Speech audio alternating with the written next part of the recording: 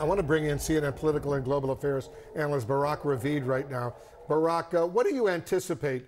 Because as you know, and as I know, and as Anderson knows, the Israelis have always suggested that the greatest potential threat to Israel from all over the area would be an Iranian nuclear strike against Israel. Iran has been working on a nuclear bomb, as we all know, and they're getting closer and closer. How worried should the world be right now about that type of Iranian attack against Israel? Hi, Wolf. Well, the Israeli Security Cabinet is sitting right now in an underground bunker in the mountains near Jerusalem to discuss exactly that, whether there could be another attack from Iran and what's going to be the Israeli response to the attack we just saw. The Iranians obviously still do not have a nuclear weapon. Israeli intelligence services think that it will take them at least another between 1 to 2 years to build a nuclear device that you can put on a missile and launch. So in that sense, there's no such threat at the moment. But I think what we're going to see in the next few hours is a very, very severe response from Israel to this Iranian attack that will not look in any way like the Israeli response to the Iranian attack in April that was just launching one missile at one anti-aircraft battery in an airbase near Isfahan. I think we're going to see a very, very serious response. I think you're absolutely right. And I asked the question about the nuclear potential there, Barak, because as you well know, and as I know, over the years, the Israelis have always said that they would love an opportunity to preempt and destroy Iran's potential nuclear capability.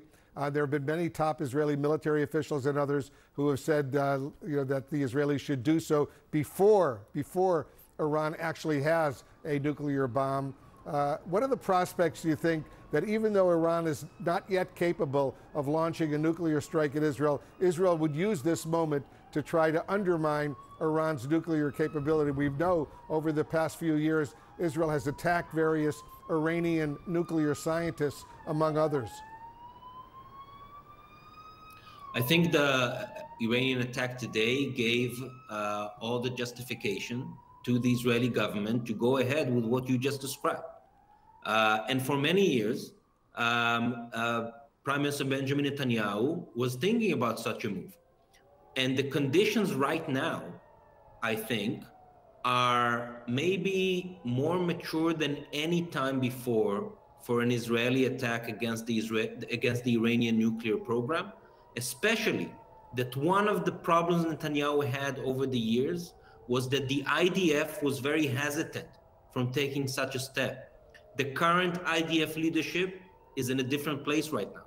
And it is, I think, very much willing to consider such a move and to even recommend such a move to the Israeli cabinet. Barak, you have excellent Israeli sources and excellent U.S. sources. How serious is the tension? How serious is the disagreement over what's going on right now between the U.S. and Israel? Honestly, I don't think there's a disagreement. I think that in the last few days, or in the last 2 weeks since the pager attacks, I think the US and Israel has been actually getting closer when it comes to their thinking about what's going on in the region. The US was definitely unhappy by the fact that the pager attacks and the walkie-talkie attacks and the Nasrallah assassination all happened without a prior notice and without consultation. But at the same time, I haven't heard even one senior US official who is involved in the decision-making who does not think that those Israeli attacks were, at the end of the day, the right thing to do. And even when it comes to the ground operation Israel started in southern Lebanon yesterday, I haven't heard from any significant US official who is in the decision-making any criticism about this ground operation. Quite the contrary. So I think that in many ways, in the last 2 weeks, the Israeli government and the White House, regardless of the fact that there are, personal issues between Biden and Netanyahu, but overall, I do not think that there are, major tensions or crisis right now. I think actually the opposite. I want to go to the White House and Kayla Tausche. So I understand President Biden was in briefings this morning.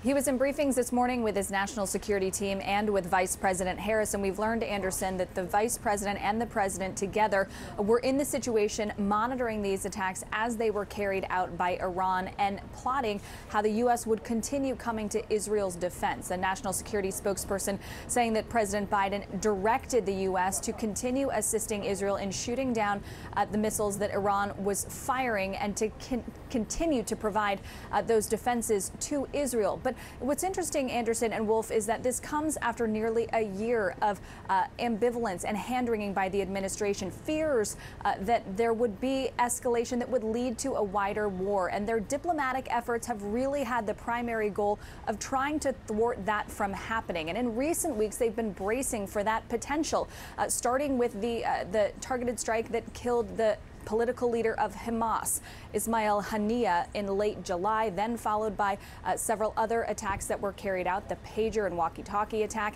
against several Hezbollah leaders in Lebanon, and then some of these raids in Lebanon, and then the killing of the leader of Hezbollah.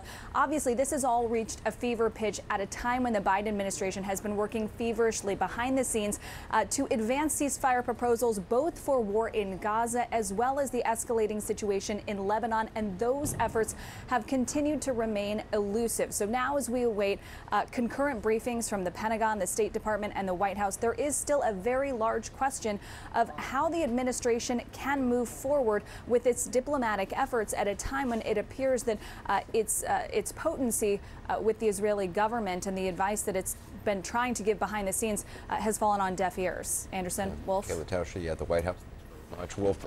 We know that the U.S. has pre-positioned more assets in the region, destroyer in the Eastern Mediterranean, carrier strike group in the Arabian Sea, as well as fighter jet squadrons. And clearly, the desire of the U.S., the intention, the objective of that major deployment of troops and equipment by the United States in the Eastern Mediterranean and elsewhere in the region is designed to help Israel, if necessary, but also designed to try to deter either Iran or its proxies from using this moment to try to escalate this situation. We'll see how that unfolds. It didn't deter the Iranians from launching all those ballistic missiles towards Israel over the past few hours.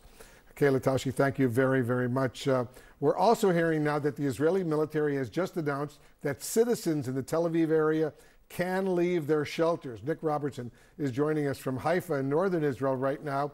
So, Nick, give us a sense of what's happening in Haifa where you are. Well, Wolf, still hearing fast fighter jets overhead, clearly engaged in operations in Lebanon, just to the north of us here. But I just want to draw us perhaps closer to the events of tonight. One of the air bases in southern Israel that was targeted by Iran tonight, one of their stated targets.